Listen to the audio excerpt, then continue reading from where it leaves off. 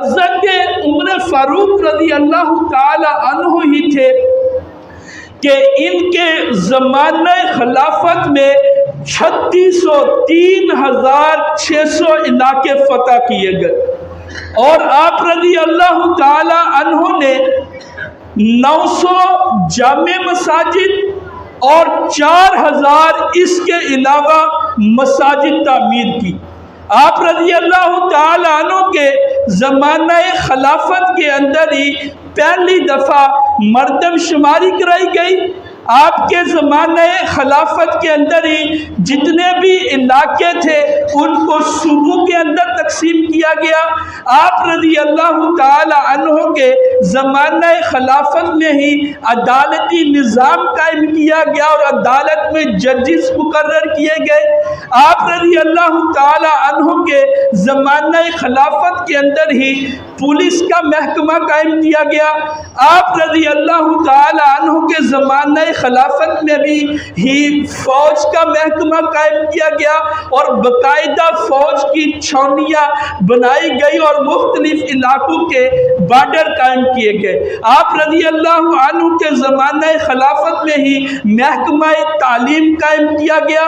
آپ رضی اللہ عنہ کے زمانہ خلافت کے اندر ہی جو ہے مکہ سے مدینہ کے درمیان مسافر خانے قائم کیے گئے جس میں مسافر رہتے۔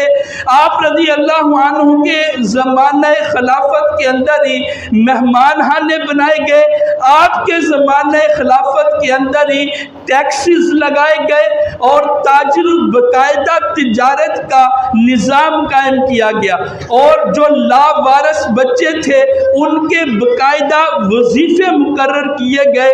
اور یہ حضرت عمر فاروق رضی اللہ تعالی عنہ کا زمانہ ہی تھا کہ جب پہلی دفعہ امام مساجد اور مؤذن مساجد ان کی تنخواہیں مقرر کی گئی، اور آپ رضی اللہ عنہ کے زمانہ میں ہی باقاعدہ مدرسوں کے اندر معلمین مدرسین رکھے گئے اور ان کی تنخواہیں مقرر کی گئی۔ اور آپ رضی اللہ عنہ کے زمانہ میں ہی ہجری کیلنڈر پہلی دفعہ جاری کیا گیا۔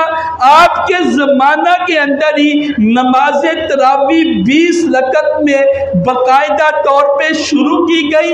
آپ کے زمانہ کے اندر ہی نماز جنازہ جس طریقے سے ہم پڑھتے ہیں یہ طریقہ شروع کیا گیا۔ غرض یہ کہ یہ جتنا بھی نظام آج کے دور میں چل رہا ہے یہ سارے کا سارا سسٹم جو ہے یہ حضرت امیر المؤمنین عمر فاروق رضی اللہ تعالی عنہ کا دیا ہوا۔